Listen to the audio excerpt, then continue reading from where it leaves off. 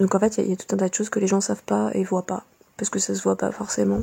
Et que ça se dit pas, en fait. Ça se dit pas. Ça ne se dit pas. Où est la clé pour ouvrir la fenêtre? Parce que j'ai ma copine toquée qui peut pas respirer. Bon, cela dit, moi j'aimerais bien pouvoir l'ouvrir, ça tu vois, quand même aussi. Marie, à la clé! J'ai chaud. Moi aussi. Tu crois que... Bah vas-y. Tiens, il y a des casques anti-bruit. Ça a l'air chouette.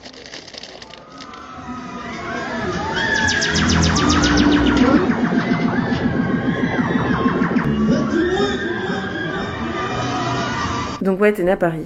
T'es pas née dans un hôpital psy. Ça se dit pas. Ça ne se dit pas. Fuck off, m'emmerdez pas.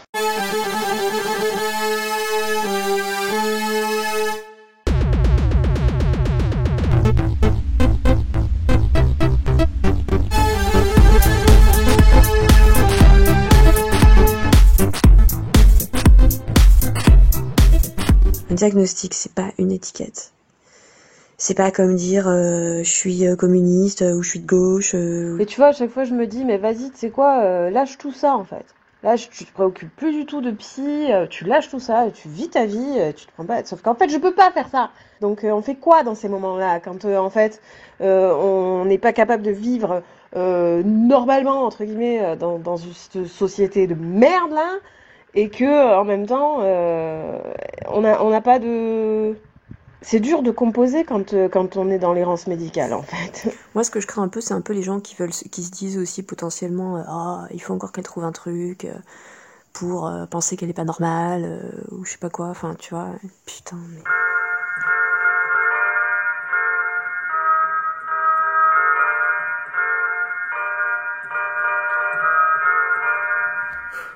Ok. Donc je me souviens même plus exactement quand j'ai pensé à l'autisme. La première fois, ce que je me souviens, c'est que même dans l'enfance, pourtant j'avais une vision de l'autisme assez caricaturale, comme on pouvait voir dans les films, etc. Mais n'empêche qu'il y avait des choses dans ces personnes qui étaient présentées de manière différente, avec des fonctionnements particuliers, tout ça, il y avait il y a quelque chose qui me parlait en fait. Il y a quelque chose qui me parlait là-dedans. Même dans l'enfance? Même dans l'enfance. Mais évidemment, j'en parlais pas, c'est pas quelque chose que je me formulais vraiment, c'était plus de l'ordre du ressenti, quoi. Et pendant très longtemps, d'ailleurs, j'ai pensé que c'était juste un truc de différence que je reconnaissais. Oui, c'est ça. Parce que moi, en fait, je me suis toujours sentie c'est ça. En recul, en fait, par rapport aux autres. Mais je me suis jamais dit... Ouais, décalé. Mais pour moi, les personnes autistes, c'était voilà, des gens... Enfin, le gros cliché, quoi.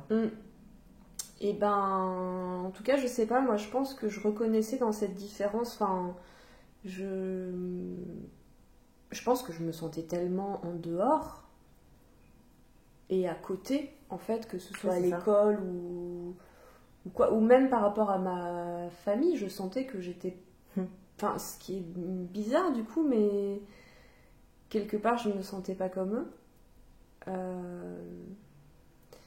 Ouais, ça, je plus sois aussi. Et...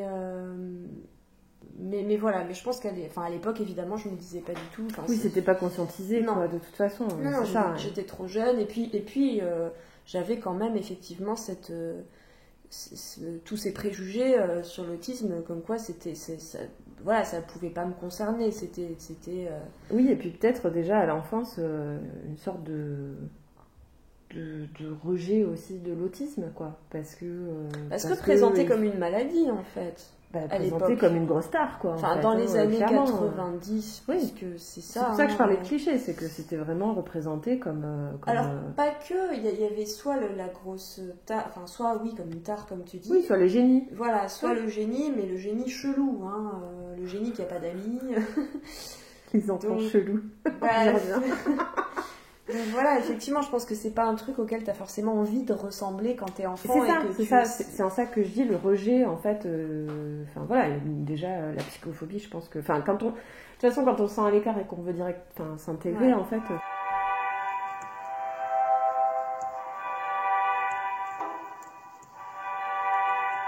Bon, bref.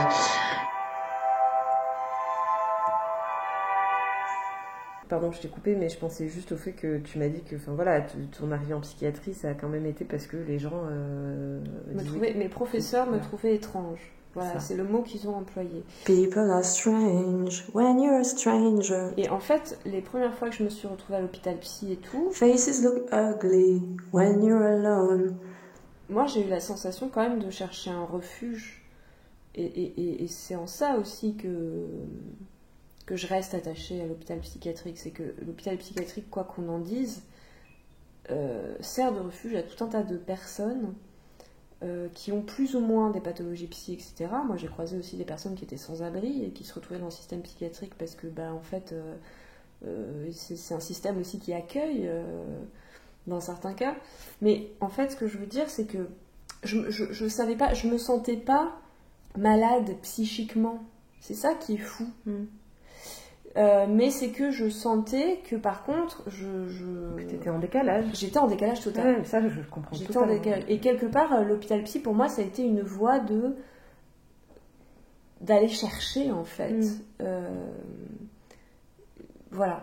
Et en même temps, ça me faisait complètement flipper parce que, évidemment, quand même, quand tu arrives en HP, on te dit que tu es malade, en fait. Quand même. Mais c'est marrant parce que je me souviens de ça. Je me souviens que moi, je me sentais pas forcément malade, mais que c'est un univers qui m'attirait parce que c'était un univers différent et que comme je me sentais pas du tout en phase en milieu ordinaire, en fait, je suis allée vers ça parce que... pour une compréhension aussi de ce sentiment de décalage aussi peut-être. Enfin, il y a un moment, en fait, plus le temps passait, plus on cherche à comprendre... mais je crois qu'à l'époque, à 15-20 ans, c'était même pas une recherche de compréhension. Je crois que c'était aussi...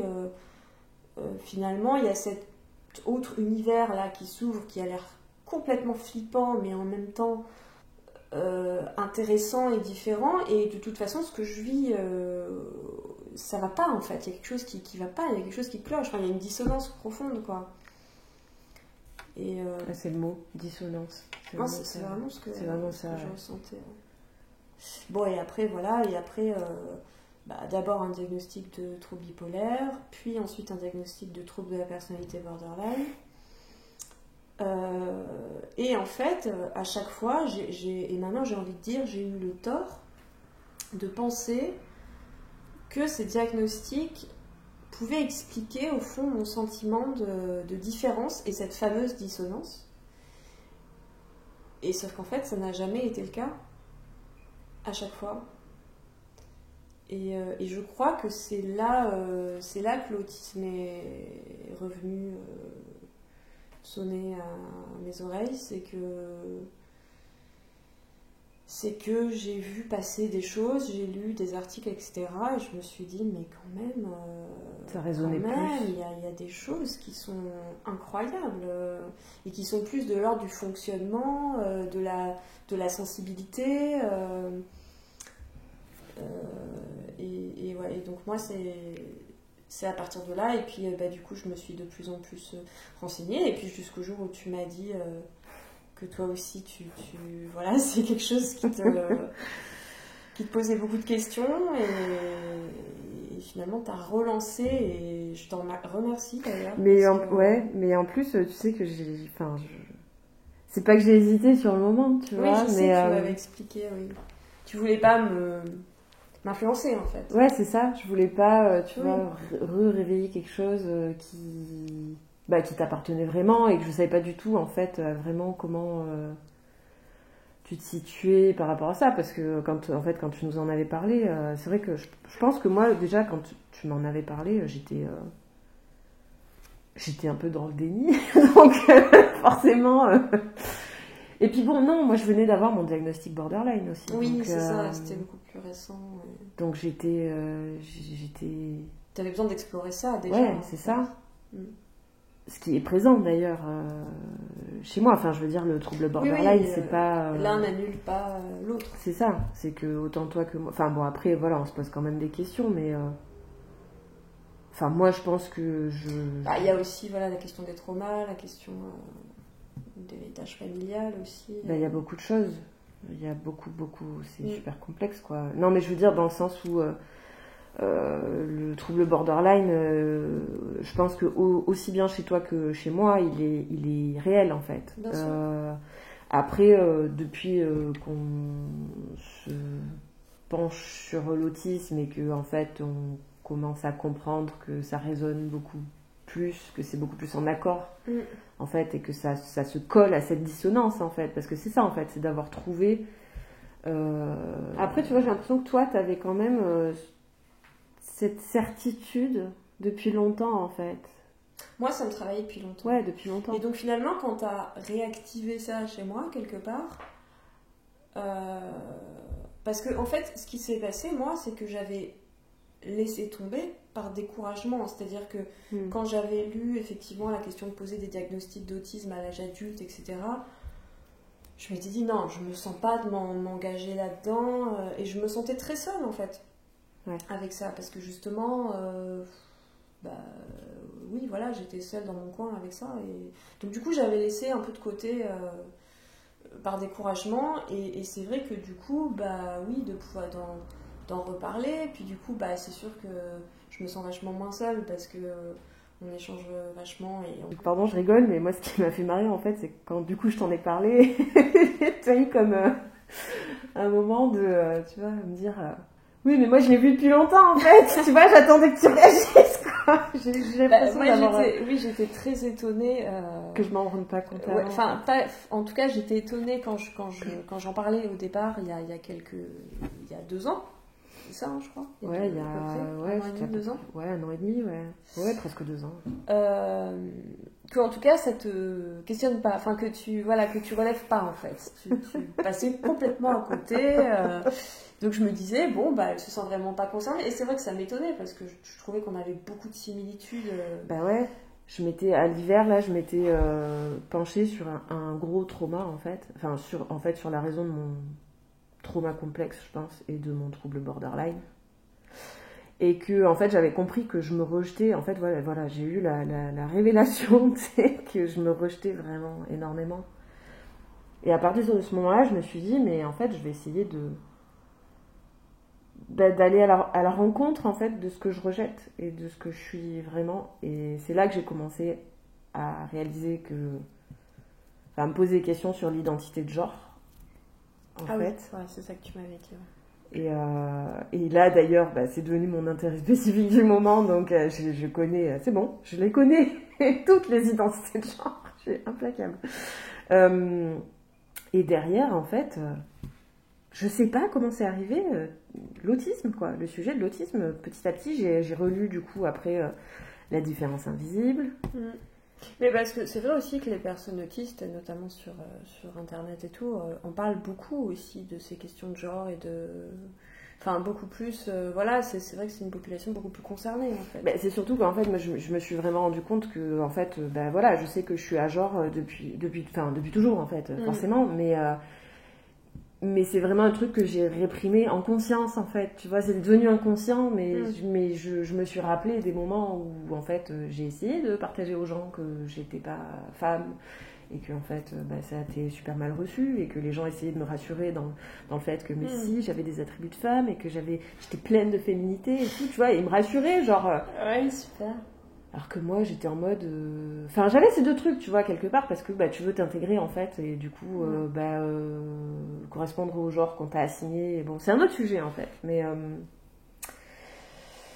du coup... C'est par ce biais-là, en tout cas, que tu es arrivée à... ça a été la fin du cheminement, en fait, vraiment, qui m'a fait arriver à l'autisme. En fait, c'est quand je me suis rendu compte que je me rejetais complètement, en fait. Voilà, quand j'ai pris conscience de ça, je suis allée chercher qui je suis vraiment. Et qui je suis, ça m'a mené à l'autisme, en fait. Donc, Mais c'est ça, en fait, je pense que c'est ça qu'il faut retenir, c'est que ce qui nous a amené à l'autisme, c'est ça. C'est quand même... c'est en cherchant qui on était. Qui on était, vraiment.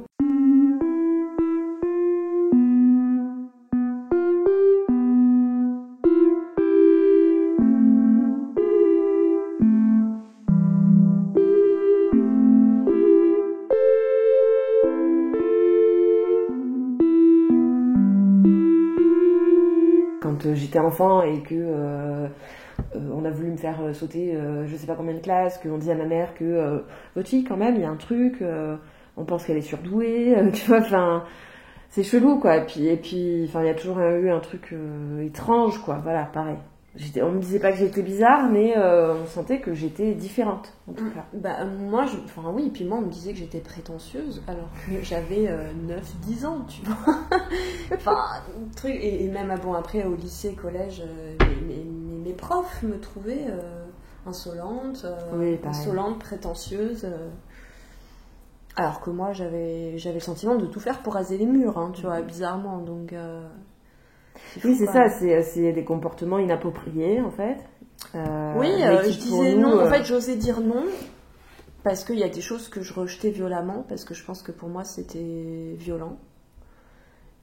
Et sauf qu'en fait, bah, un instit, si tu lui dis non, catégoriquement, oui, tu remets en cause son il cherche autorité, pas tellement en fait. à savoir. En fait, souvent, enfin en tout cas à l'époque, il cherchait pas à savoir pourquoi tu disais non, quoi. Quand on me forçait à porter des robes, je sais pas, quand je dois avoir 7-8 ans, et que j'étais mais en larmes, enfin ça me mettait dans un état, je voulais pas, quoi. C'était, mais c'est fou, enfin, je saurais pas expliquer, c'était juste pas moi, en fait. J'étais pas à l'aise dedans, je voulais pas, je pense que même à 7 ans, j'avais conscience qu'en robe, on te regarde différemment. Et que je voulais pas ça. Je me demandais en fait si c'était lié au fait que déjà tu sentais en fait qu'on t'a signé d'une certaine façon. Moi, je pense que je le sentais très fortement. Et que du coup ça s'inscrivait dans l'expression de genre. Mais sauf que du coup j'avais beau pleurer toutes les larmes de mon corps, etc. On te forçait à la mettre. Quelle horreur. Moi j'ai toujours aimé les jupes, les robes, enfin tu vois, ça m'a pas... Mais je les portais pas comme une fille en fait. Je sais pas comment l'expliquer. Tu vois, enfin, dans mon attitude j'étais pas une fille en fait. Mais c'est pour ça aussi que du coup il y avait une certaine dissonance. C'était un peu chelou quoi. Mais et puis bon, après je suis devenue garçon manqué. Ça aussi, ça se retrouve beaucoup chez les femmes, chez les personnes dites femmes autistes. Ouais. C'est dur d'avoir un diag à l'âge adulte, surtout quand on est assigné femme, parce que y a des stéréotypes de genre justement qui entrent en compte. Donc oui, puis tout se rejoint. Enfin, oui, non mais c'est ça. Le camouflage aussi, etc. Enfin tout ça c'est. Enfin, ça se passe en même temps, en fait, tout ça.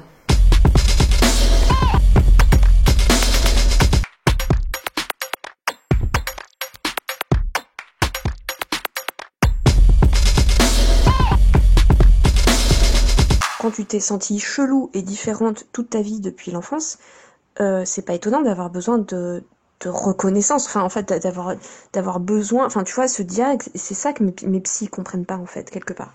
Tu vois, ils refusent, moi ce que je trouve vraiment un peu violent parfois de leur part, c'est qu'ils refusent ce truc de comme quoi, pour moi ça pourrait être un soulagement après toutes ces années d'incompréhension de moi-même de recevoir un diag comme ça.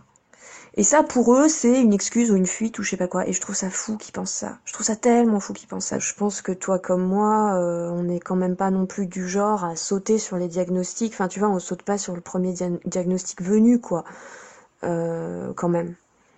On fait quand même tout ce travail d'auto-questionnement, d'auto-analyse, de remise en question. Enfin. Évidemment que j'ai des choses à changer dans ma vie et que j'ai des choses sur lesquelles je peux travailler.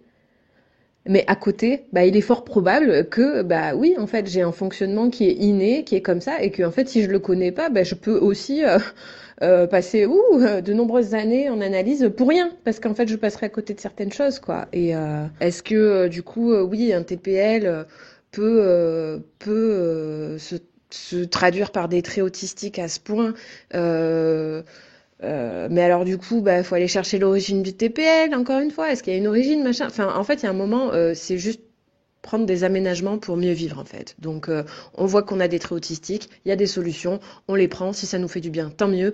Si ça marche pas, c'est qu'on doit aller chercher ailleurs. Tu vois ce que je veux dire, en fait? Il y a un moment, c'est ce que je voulais dire à ma psy. Je voulais lui dire, mais en fait, si je me trompe, j'irai chercher ailleurs, en fait. Parce que je veux la vérité dans ma vie aussi, tu vois, en fait. Au fond, je sais que je cherche la vérité et je cherche à aller mieux.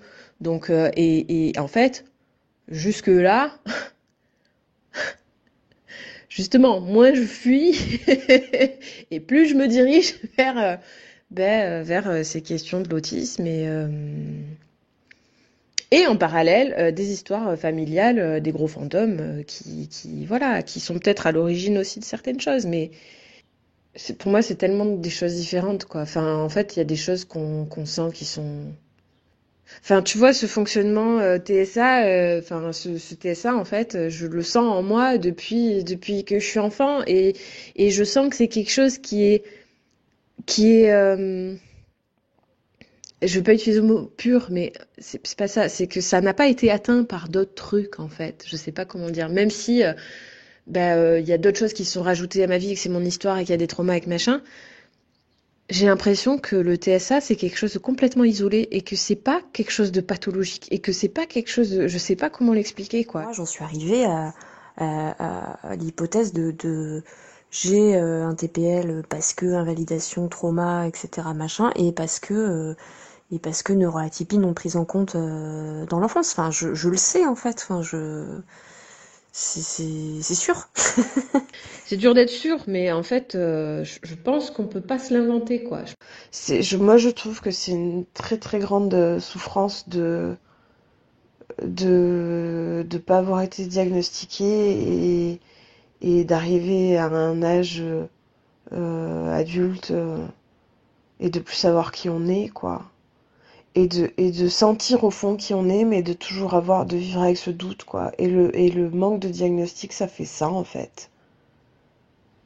Ça fait ça, en fait. Ça fait on aura toujours le doute de qui on est.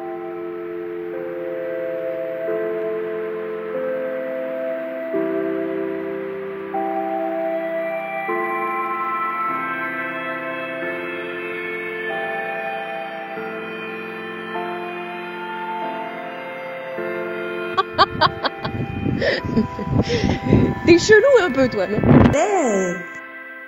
Hey, Avec Florent et Marie, faites le plein d'énergie. Kivije seren, padzi pojest chetelizica. Tiens, je t'ai pas prononcé les mots en croate d'hier du coup. Alors il y avait la vie, život, živ, vivant, et živa, vivante, et mrak, le noir. Il y a un décalage qui est là depuis toujours, qui a été pointé du doigt par des médecins, par des professeurs, et qu'en fait rien n'a été fait, et que j'étais un enfant capricieux, et puis anxieux, et puis enfin tu vois, on a mis plein de termes en fait, sauf le bon terme en fait. Entre guillemets, mon TPL a explosé quand j'avais 20 ans, là, quand j'ai vraiment commencé à être dans une anxiété qui n'était pas du tout gérable. Ça a été déjà super dur de tomber sur un psy qui me dirige vraiment vers quelque chose de juste. Et en fait, j'ai eu une mauvaise expérience et du coup, j'ai arrêté quand même pendant presque 14 ans. J'ai été dans une errance en fait pendant 14 ans sans suivi, en me demandant, en cherchant moi de mon côté en fait, mais en fait en me rejetant totalement quoi. Et du coup, pareil, un peu comme toi en fait, hein, on n'a pas posé le mot bipolaire, mais les premiers tests que j'ai faits, c'était des tests pour la bipolarité en fait. Et bon, on m'a dit que c'était pas le cas, mais que c'était certainement un trouble borderline. Et du coup, on m'a fait passer cette évaluation borderline, sauf qu'en fait, on n'a pas pris en compte plein de choses de ma vie, de mon vécu. On n'a pas pris en compte mes tocs. Il y a plein de choses qui n'ont pas été prises en compte, en fait. Et voilà. Et du coup, j'en viens à ce que je voulais dire, vraiment, en fait, c'est que je me reconnaissais pas. Alors, du coup, j'ai exploré le trouble borderline. Hein. Je suis vraiment allée chercher vraiment ce que c'était et en fait plus le temps passait et plus je me rendais bien compte que je me reconnaissais pas forcément entièrement dans le trouble, que les gens borderline en fait pareil je me reconnaissais pas totalement, même s'il y a plusieurs voilà, c'est un spectre aussi et que toute personne borderline est différente aussi, mais quand même je voyais bien qu'il y en avait qui se rejoignaient vraiment dans leur comportement et que moi ça me parlait pas des masses. On en avait discuté d'ailleurs, hein, tu me disais que c'était Ok, moi c'est pareil, enfin, il y a plein de choses dans l'enfance que le trouble borderline n'expliquait pas du tout. Mais c'est ça en fait, et en fait c'est ça, j'ai pris conscience que que le trouble borderline n'expliquait pas tout à fait ce que je ressentais et mon fonctionnement, que les traumas et le trauma complexe n'expliquaient pas totalement ce que j'étais et mon fonctionnement, que mes TOC n'expliquaient pas totalement ce que j'étais et mon fonctionnement, ni l'anxio dépression, tu vois. Et du coup, je me suis dit, mais c'est pas possible en fait. Oui, et ce que je me suis dit, c'est que en fait, il y a plein d'enfants qui auraient vécu la même chose que moi et qui n'auraient pas forcément été traumatisés.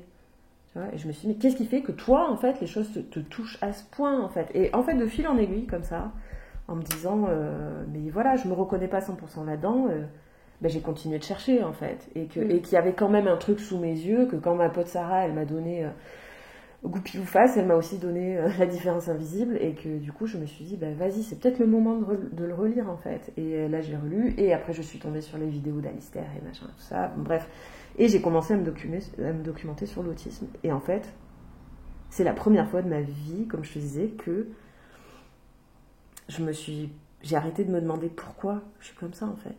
J'avais trouvé en fait. Ouais. J'ai trouvé quoi.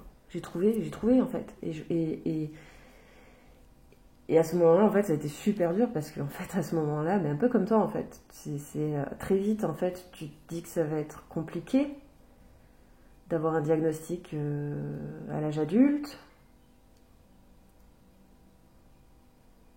que ça va être stigmatisant.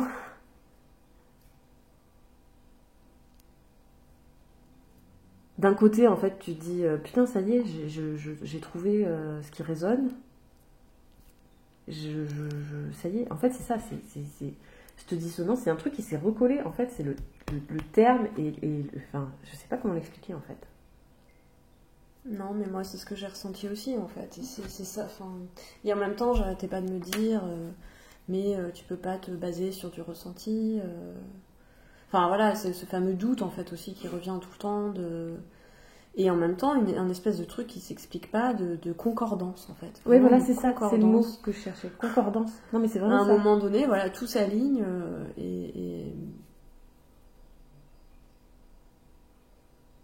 et tout cet ensemble à la fois de comportements, de sensibilité, en fait tout ça. D'un coup, globalement, la globalité prend sens, en fait. Tout prend sens depuis l'enfance, en fait. C'est ça. Là où, finalement, des troubles isolés, voilà, des choses prises de manière isolée, les traumas, le trouble borderline, le machin, en fait, n'explique... Enfin, voilà, ça se tient pas globalement, quoi. C'est des trucs, c'est des détails, mais c'est...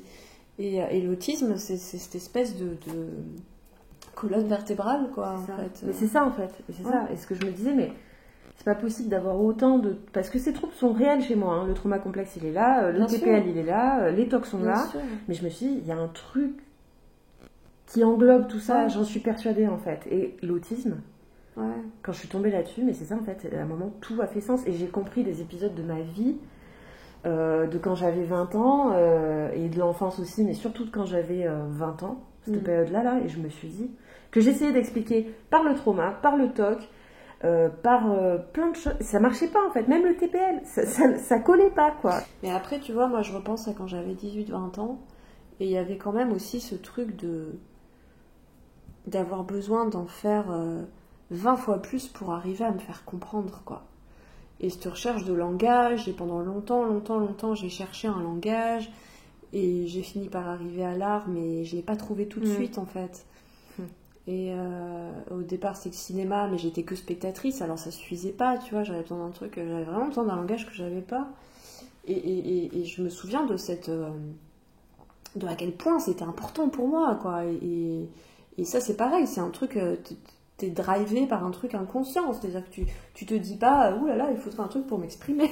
Tu vois, c'est juste, tu sens que t'es pas comme les autres, et tu sens que en fait, si tu veux arriver à sortir ce que t'as à l'intérieur et à pouvoir expliquer ce que tu veux expliquer, ça passera pas par le langage habituel en fait, où ça suffira pas quoi. Ça suffira pas. Et puis parce que le langage habituel, toi tu l'utilises pas de la même manière en fait.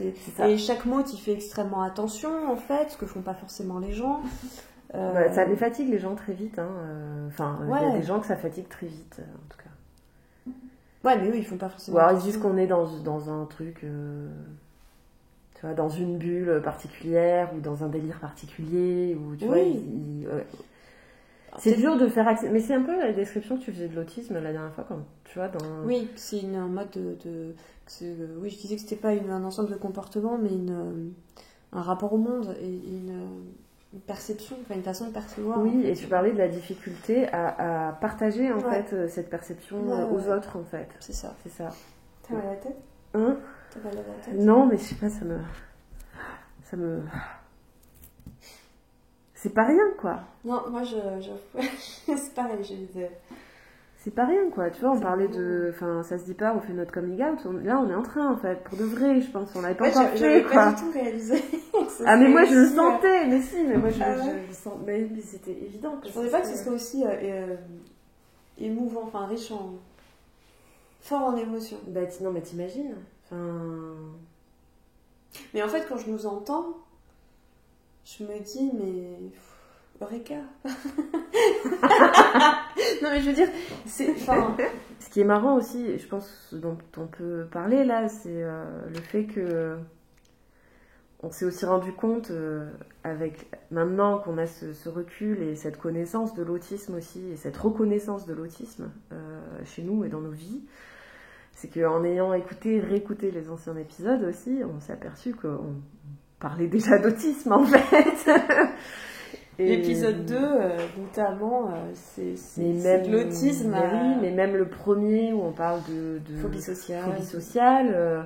Genre ça c'est un truc aussi, moi ma phobie sociale que j'ai en fait depuis l'enfance, hein, puisque je voulais voir, enfin depuis l'enfance j'ai quand même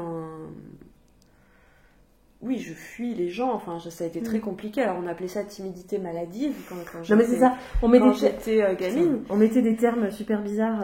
Mais enfin on me traînait devant les gens, j'étais en larmes quand même, c'était d'une violence... Et en fait, je me dis que finalement, ce qu'on a appelé beaucoup plus tard phobie sociale, c'est peut-être en fait tout simplement une particularité liée à l'autisme. Et voilà, et du fait de ne pas aimer quand il y a trop de monde, parce que trop de bruit, parce que trop d'informations, etc. Merde, je sais plus ce que je voulais dire. Oui, non, le fait que aussi, depuis... Moi, depuis que j'ai pris conscience en fait de l'autisme, il y a une espèce de gros bagage en fait de violence qui est tombé quoi, que j'ai déposé en fait. Je sais pas si ça te parle ça, mais si. Envers toi-même ? Envers moi-même, j'ai vécu dans une violence extrême depuis que je suis enfant en fait, et qui s'est accentuée dans l'adolescence, mais de façon radicale. Et puis alors, la vingtaine, ça a été le chaos. Et je pense pas que ce soit pour rien, tu vois, Enfin, la dernière fois, je te disais, le trouble borderline, pour moi, c'est le trouble du rejet, parce que ça a été le summum de toutes ces années, en fait, de violence. Et en fait, on a grandi dans une violence, je pense, extrême, tu vois, quand tu dis qu'on te forçait à porter des robes, quand tu dis qu'on te forçait à t'exposer devant les gens. Moi, en fait, je passais mon temps à me boucher les oreilles. J'ai vécu dans un univers familial qui était super, super, super violent et qui est bruyant. Et en fait, je supportais pas. Enfin, en fait, et personne ne voyait, en fait, que on avait des besoins mais je pense spécifiques, quoi. Mais c'est en ça que le trouble borderline, quelque part... Moi, des fois, je me dis, je le remercie en fait. Parce que quelque part, ça a été vraiment le signal d'alarme. C'est-à-dire que c'était le moment où tu ne peux plus subir cette violence-là que tu décris, soit de la part des autres et de la société, mais du coup que tu t'infliges aussi toi-même pour te conformer à cette société. Et en fait, ce trouble borderline, il vient juste dire, mais arrête, tu peux pas, c'est plus possible en fait. Et sauf que c'est très violent, hein, bien sûr, mais ouais, des fois je me dis, mais finalement, heureusement qu'il y a eu cette sonnette d'alarme à un moment donné. Ouais, après, bon, voilà, nous, on le comprend comme ça, parce que derrière, en fait, il y a une neuroatypie. Ouais. Après, d'autres borderline Non. qui ne sont pas neuroatypiques, Non, mais le parce vivent qu'on- certainement d'une autre façon, et il y a d'autres... Parce que Voilà, nous, mais- on pense que le trouble border, c'est une comorbidité, en fait. C'est ça, c'est une De comorbidité, et aussi, enfin, chez nous, on a bien compris qu'il était lié à de l'invalidation, en fait. Oui. Donc, quand on ne reconnaît pas des besoins spécifiques, et notamment...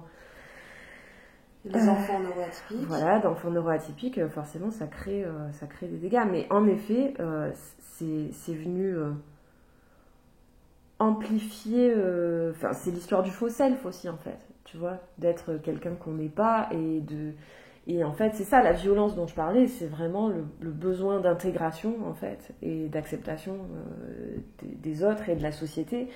Et le trouble identitaire qui en découle. Mais c'est ça. Et que les autistes sont des putains de caméléons et qu'on passe notre temps à... Les assigner femmes, Voilà, ouais, notamment. c'est ça. Ouais. C'est ça, correspondre au rôle qu'on t'a assigné de plusieurs façons, quoi. Tout faire pour paraître normal, tout faire pour rentrer dans la case femme. Et c'est une stratégie de survie, hein. Stratégie de survie. Mais il y a même eu des moments dans ma vie où j'ai cru que ce serait ok, en fait. Où j'ai cru que... Non, mais tu vois ce que je veux dire? Oui, complètement. Où j'ai cru que finalement, dans ces cases-là qui avaient été désignées pour moi, là, finalement, j'y arriverais et hop, peut-être personne se rendrait trop compte qu'en fait, j'étais pas normale. Sauf quoi. qu'en fait, le camouflage, c'est prouvé, ça marche pas. Bah en fait. non, enfin, ça tient un temps. Ça tient un temps, et puis, et le problème, c'est que c'est dévastateur oui. pour la santé psy. Ouais, et que en fait ça marche, mais ça marche pas. C'est ce qu'on nous apprend, à faire, hein, que ce soit à l'école, etc. En fait, on te fait ressentir que de toute façon, si t'es différent, quand même, voilà, il faut que tu trouves un moyen de te conformer. Donc, mais le problème, effectivement, c'est qu'on y croit, on essaie d'y croire nous-mêmes, en fait. On essaie, mais le problème, c'est que en fait, quand on n'a pas conscience, voilà, qu'on est autiste. Finalement, on se dit juste qu'on est chelou et on se dit qu'on est des personnes en fait normales, mais des grosses merdes en fait. Hein. On se dit qu'on est des moins que rien, qu'il faut qu'on se force, qu'il faut qu'on se foute un coup de pied au cul. Mais voilà, on en parlait du fait que en fait, on en a parlé il y a pas longtemps, qu'on pensait que c'était un manque de volonté, que c'était une histoire de volonté. C'est ce que nous renvoie, moi c'est aussi ce que m'ont renvoyé mes profs, etc. Non mais elle a tout pour réussir, elle a des capacités de dingue, donc en fait si elle réussit pas, c'est parce qu'elle est paresseuse en fait, c'est parce qu'elle a pas envie. C'est ça. Ouais, mais du coup, mais c'est pour ça que je disais qu'il y a un bagage de violence que j'ai déposé, parce qu'en fait j'ai compris que mon fonctionnement il était juste différent et que je n'ai pas à me formater. Ah oui, et il y a un ça explique en fait, ça explique tout ce qu'on a vécu aussi, c'est ça, et ça c'est quand même un soulagement quand t'as grandi avec dans l'anxiété, dans le permanente. Oui, et le poids de la culpabilité. Oui, aussi, voilà. Parce que je crois que c'est ça qui puis cette sensation de jamais y arriver, c'est-à-dire que tu as beau faire tout ce que tu veux, en fait, pour te conformer, tu n'y arrives pas, quoi. Donc, ce qui ne veut pas dire que quand on est conscient de l'autisme, on y arrive forcément mieux à s'intégrer dans cette société qui n'est pas du tout inclusive et qui n'est pas faite pour nous. Mais déjà, on va moins se faire violence et on va essayer de trouver des solutions qui nous correspondent le mieux, quoi. Oui, moi je sais que déjà, à partir du moment où j'ai commencé à être vraiment à l'écoute de mes besoins et de poser mes propres limites et mes propres règles de vie, en fait, etc., voilà, tu parlais de la douceur à un moment donné, ouais, en fait, c'est ça que ça amène aussi dans la vie quotidienne. Une fois que tu es conscient de ça, tu peux... c'est la bienveillance, ouais. T'arrêtes de te faire violence constamment en te disant « mais non, allez, ça va aller, machin ». Mais d'ailleurs, tu sais... Pardon. Oui, juste, non, le quotidien reste compliqué, hein, faut pas non plus...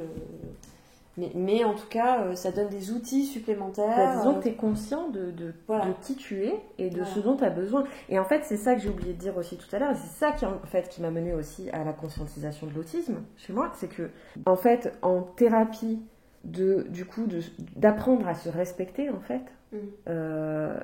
ça te permet d'exprimer qui tu es vraiment aussi, en fait. Et du coup, j'ai bien compris, en m'arrêtant de me forcer et de faire semblant, au maximum, parce que je pense que le camouflage est toujours bien présent, je me suis rendu compte que il y avait des choses qui avaient complètement changé, qui étaient parties, et il y a d'autres choses qui se sont confirmées, affirmé et amplifié.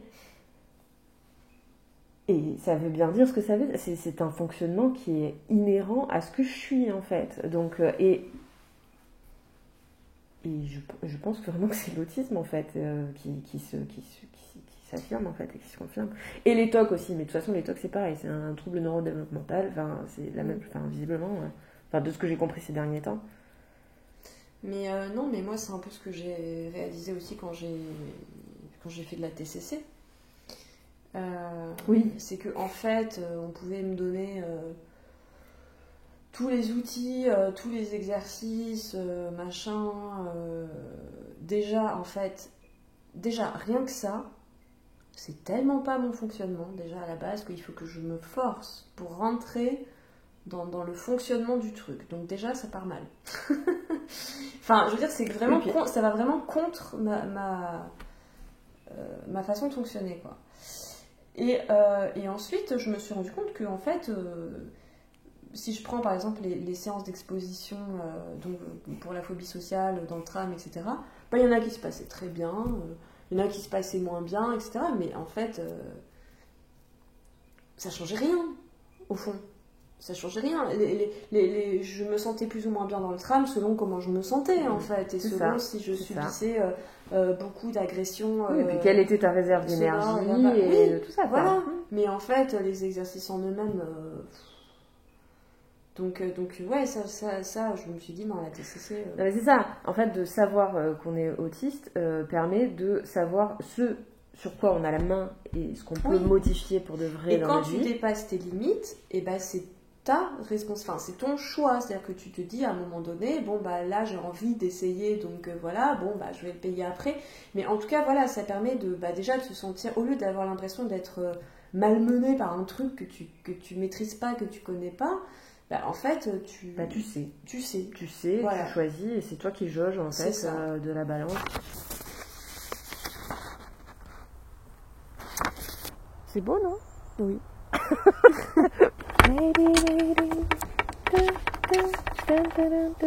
Il paraît qu'une grenouille a réussi à escalader une falaise alors que toutes les autres lui disaient que c'était impossible, mais elle a réussi quand même parce qu'elle était sourde. Donc ça se trouve, je vais trop réussir ma life, quoi. Plus je vais devenir sourde, mieux je vais réussir. C'est un peu complètement débile. Eh oh! Le chemin, il est plutôt là, en fait. Enfin, t'en as un autre au fond, mais c'est loin, quoi. Ouais. Moi, j'ai décidé d'entamer des démarches, de prendre rendez-vous au CRA.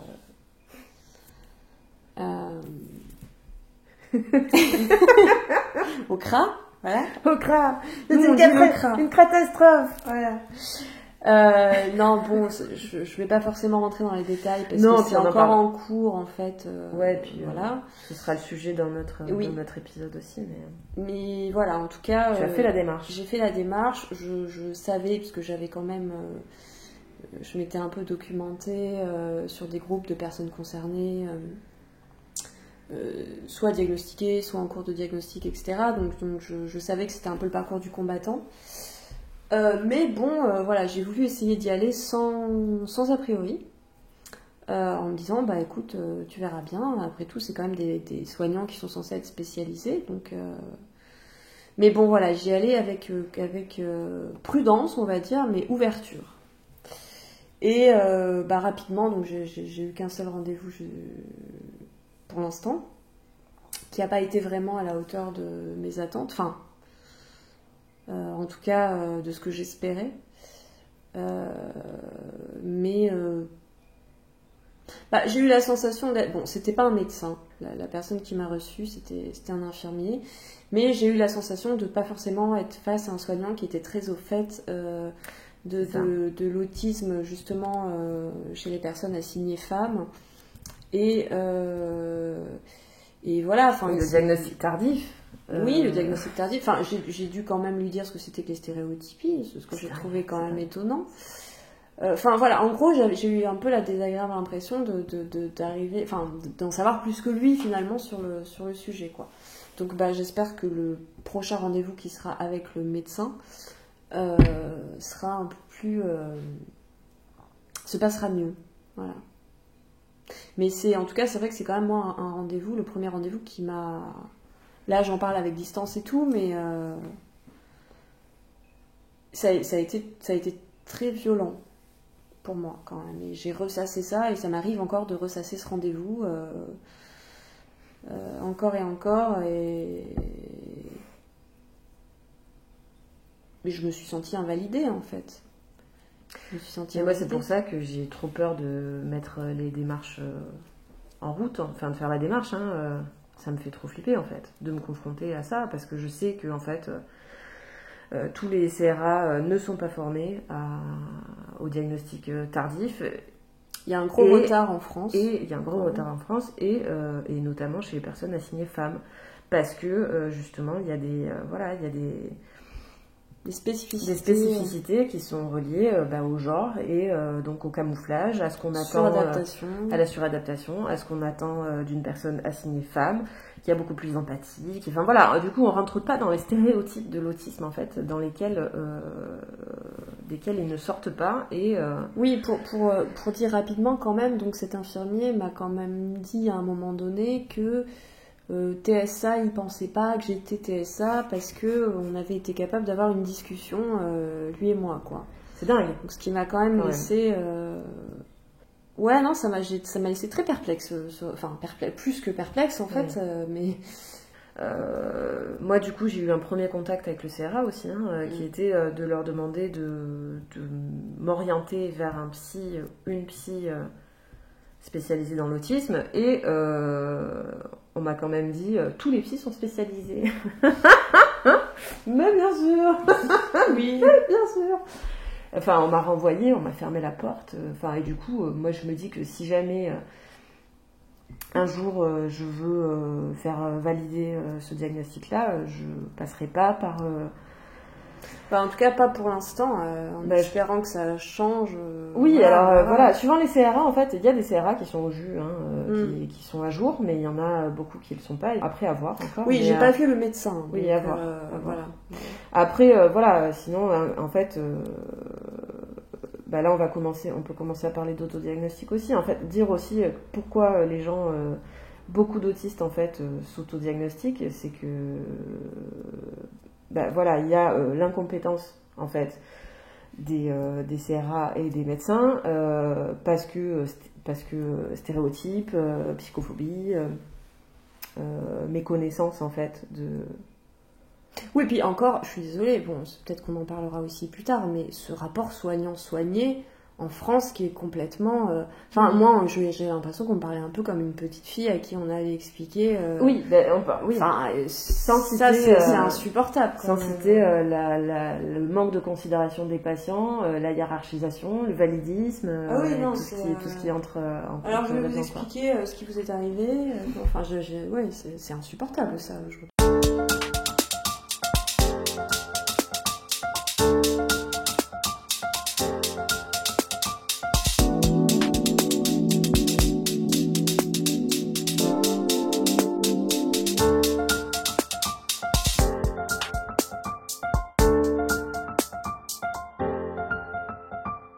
Mais voilà, en CRA, on se retrouve souvent confronté en fait à des soignants comme ça. Oui, il y a beaucoup de retours. Et du coup, si tu veux passer ton diagnostic en libéral, ça te coûte entre 700 et 1000 euros en fait. Donc va sortir une telle somme, c'est compliqué quoi. C'est compliqué. Ou alors, en CRA, il y a aussi des délais d'attente qui sont juste monstrueux. En Belgique, le seul CRA qui, quand même, et ça c'est quand même ouf quoi, le seul CRA qui diagnostiquait les adultes a fermé.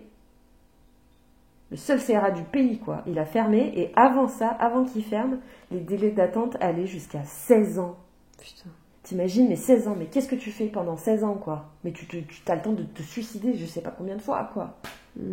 Donc du coup, en fait, il y a un moment, les personnes qui, en fait, captent qu'elles sont autistes et se reconnaissent très fort et qu'il y a une résonance si forte, en fait, on se dirige vers l'autodiagnostic, quoi. Parce qu'on n'a pas vraiment... à un moment, en fait, il faut qu'on trouve des solutions pour aller mieux et vivre mieux, en fait, dans cette société. À préciser aussi qu'un autodiagnostic, ça consiste pas à dire...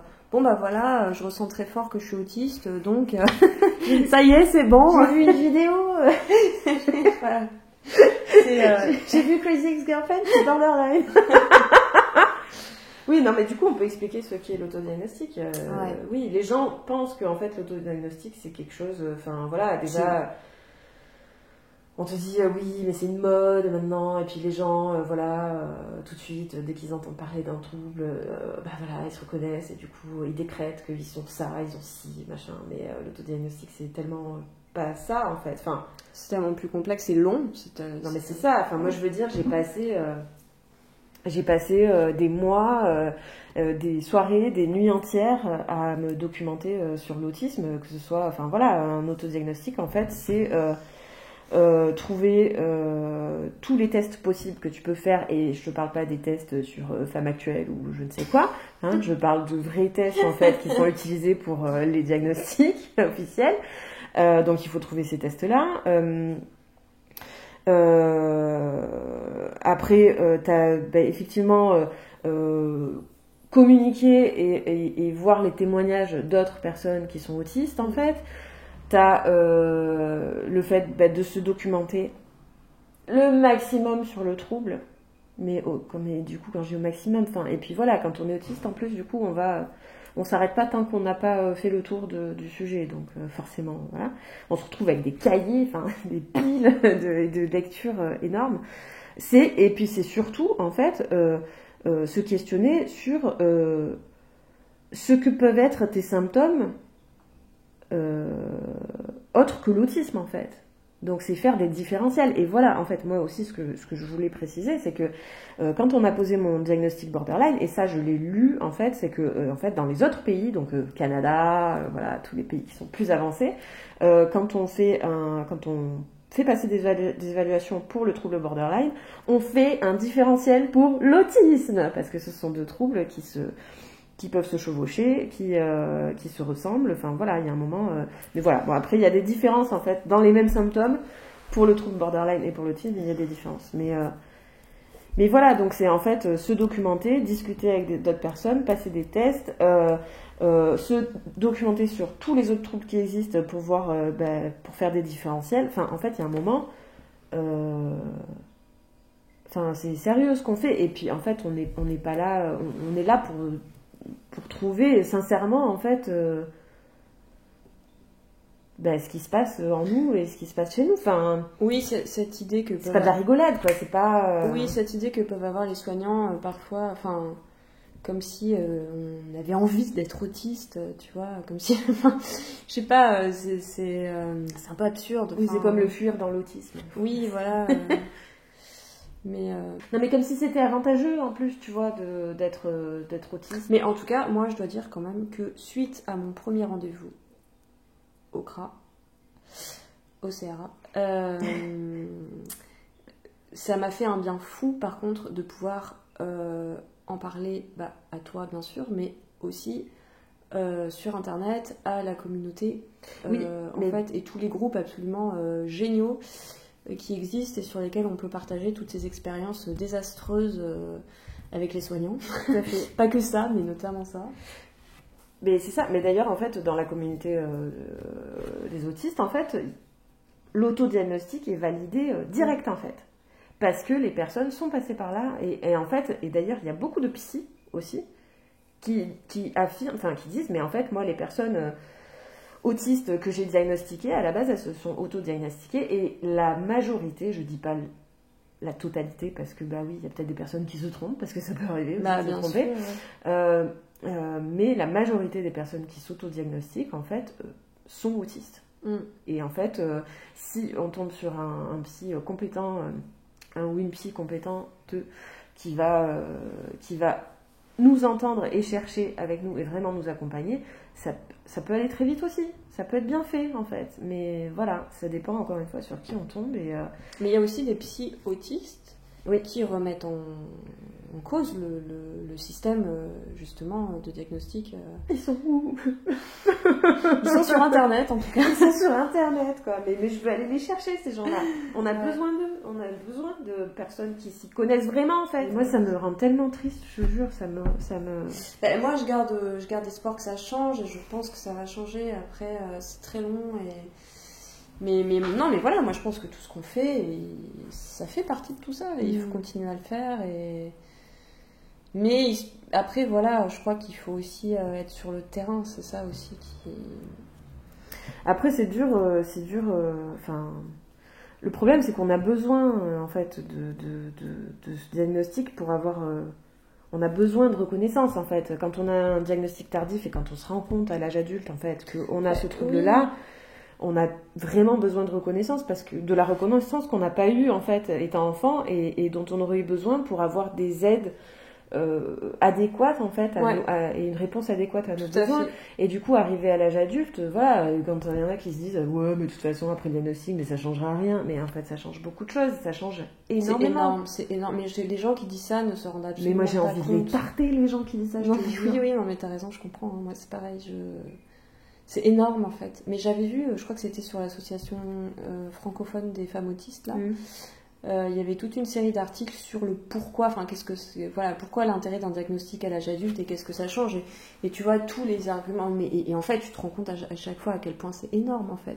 Que ce soit d'un point de vue personnel, oui, une forme de reconnaissance, que ce soit parfois aussi pour expliquer aux autres, tu vois. À ta famille, etc. Parce que c'est con, mais des fois les parents, ils ont besoin d'une reconnaissance médicale. Mais c'est terrible. Voilà, et en fait. Pardon, je t'ai coupé, mais c'est la légitimité en fait. C'est terrible de devoir avoir ce diagnostic officiel pour être légitime d'être ce qu'on est. Ce serait moins terrible si le diagnostic officiel était. Se poser de façon compétente en fait. C'est là le problème, c'est qu'il y a un tel décalage entre la réalité et le diagnostic effectivement c'est n'importe quoi. Je pense que dans les familles le diagnostic peut avoir une grosse importance, parce que dans les familles où il peut y avoir justement aussi des désaccords ou même des rancunes par rapport à l'enfance, etc. Enfin, je pense que ce diagnostic il peut réouvrir le dialogue de manière différente. Oui, et en plus, il peut peut-être expliquer à certains parents le pourquoi du chaos de leur vie, quoi. Parce que généralement, en fait, les parents comprennent que eux aussi sont autistes parce que leur enfant a eu un diagnostic d'autisme, en fait. Ouais. Donc, c'est important à plein de niveaux, en fait. Au niveau de la reconnaissance, de la légitimité, de l'accès aux aides, de l'histoire familiale, et de l'inscription de ce qu'on est dans notre quotidien, dans nos relations, c'est trop important en fait. C'est trop important de savoir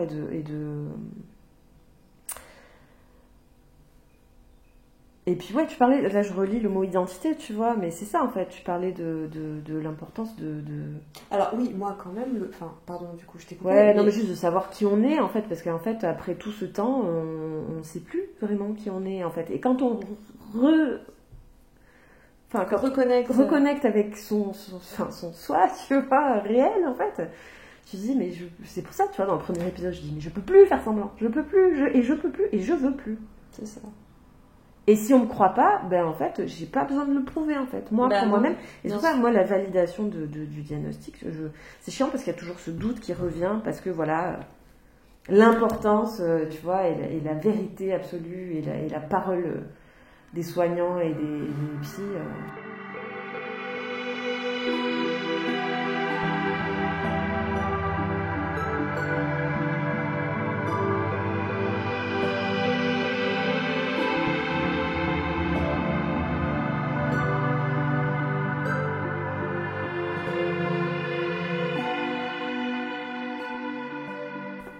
Il y a quelque chose qui s'est posé, il y a un soulagement au niveau identitaire, parce que c'est pareil, il y a des explications en fait, il y a ce que je ressens, cette espèce de tumulte intérieur qui veut jamais se poser, qui arrive jamais, cette étrangeté même que je peux ressentir par rapport à moi-même. Alors effectivement, elle vient de tout ce camouflage en fait qu'il y a eu pendant des années, etc.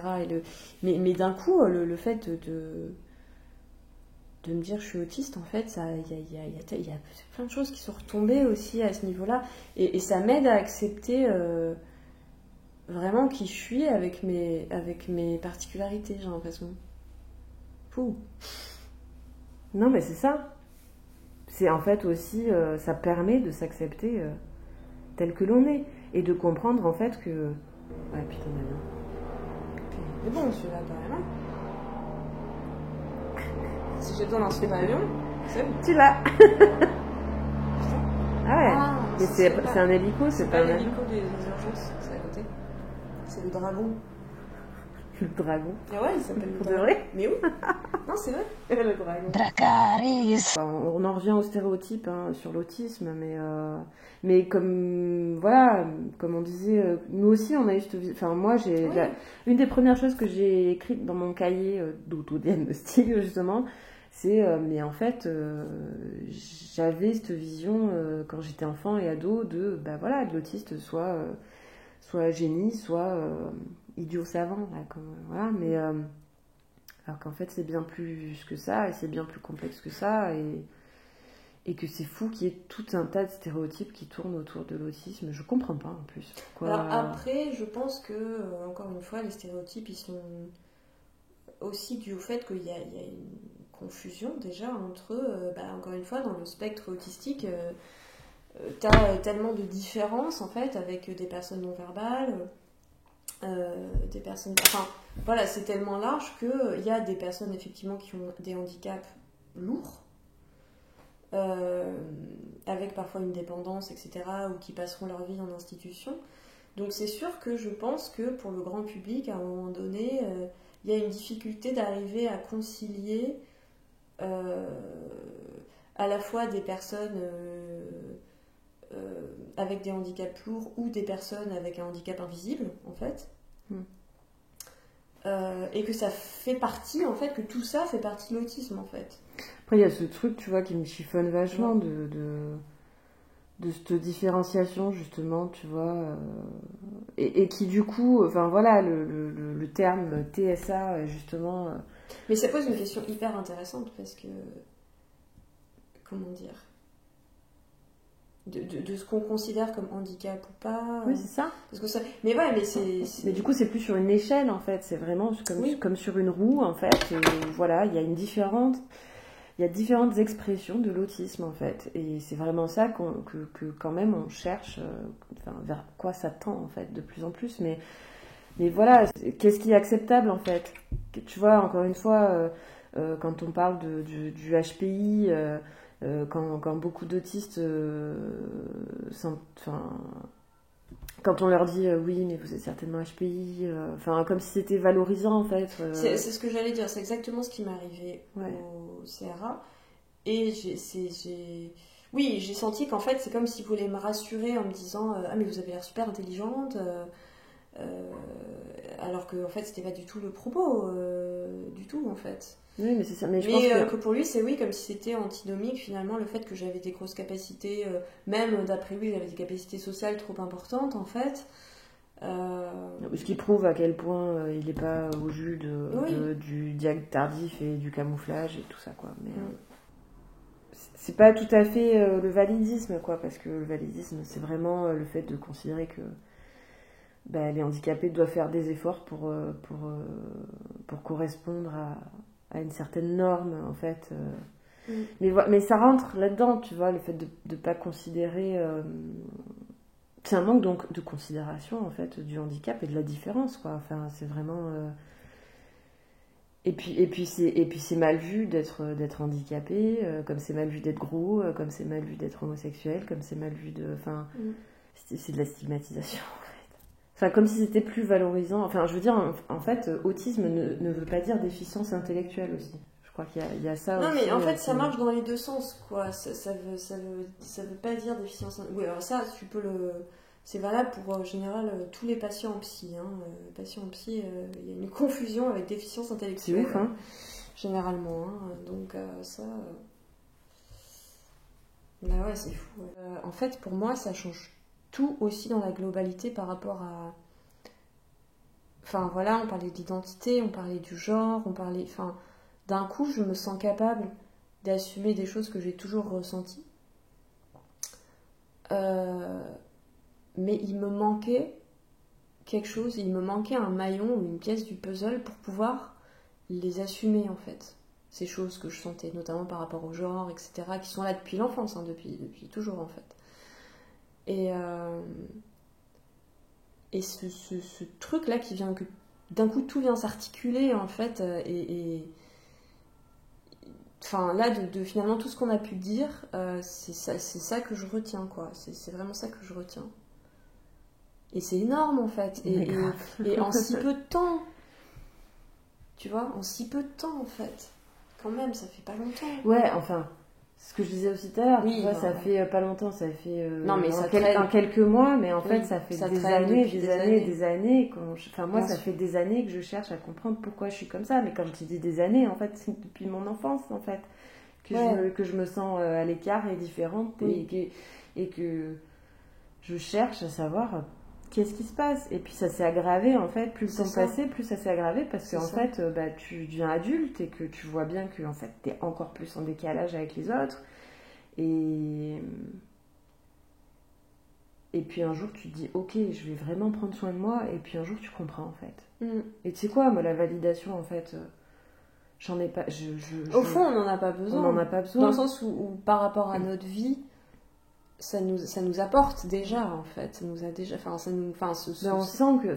cette conviction... Moi, j'ai le ventre qui s'est dénoué. Tu sais quoi, en plus, c'est marrant parce que je disais à une amie, il y a des années de ça, je lui disais...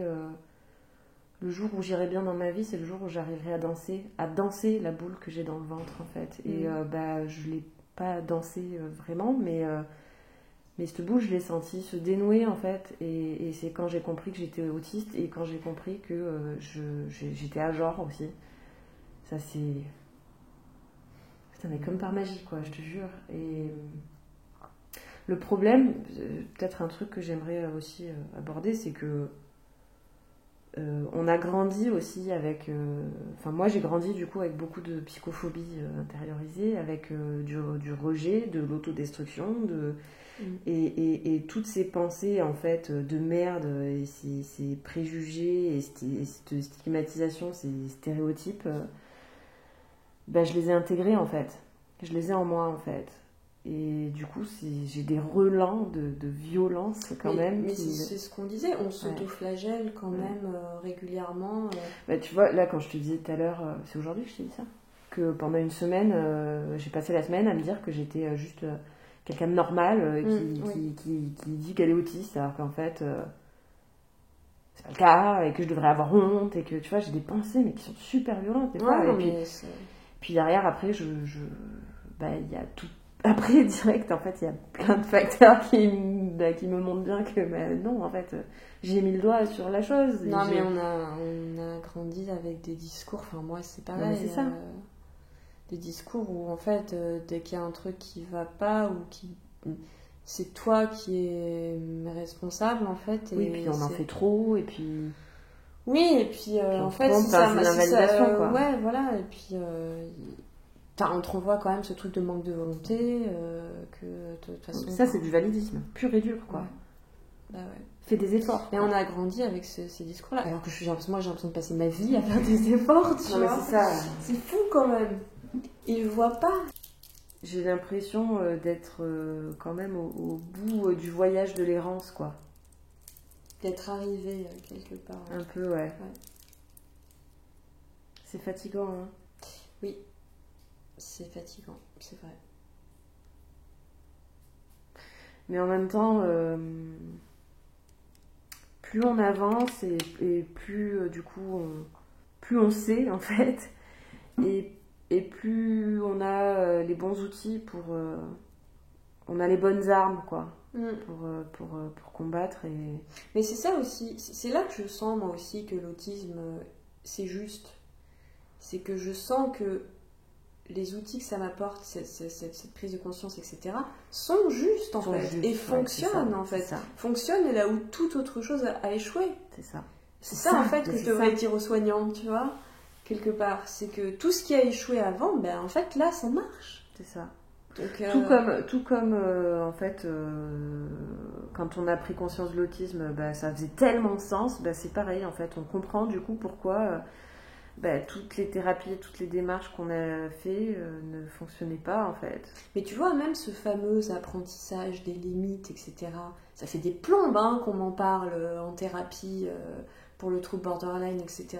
Mais en fait, il n'y a qu'aujourd'hui que je sens que j'arrive à vraiment l'incarner, enfin le vivre, etc.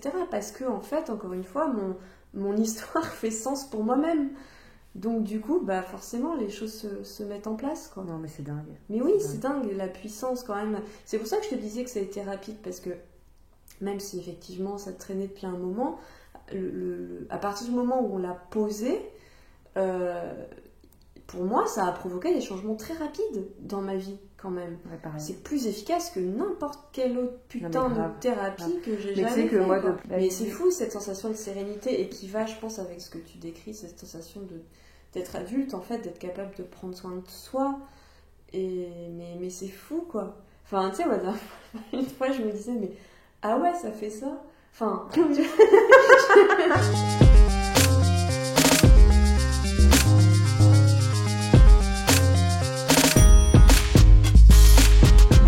Tu savais que le cœur d'une girafe, ça pèse en moyenne 11 kilos et que ça pompe 75 litres de sang par minute. C'est ouf, hein? Bon bah si tu veux savoir, l'anglais c'est trop naze, il n'y a même pas de mot qui existe pour dire banquise. Des fois ils disent ice sea, des fois ils disent ice flow, il n'y a pas de mot pour la banquise quoi, ça n'existe pas, c'est nul. C'est génial comme mot la banquise quand même. Mais tout ça, Ça se dit pas. ça ne se dit pas.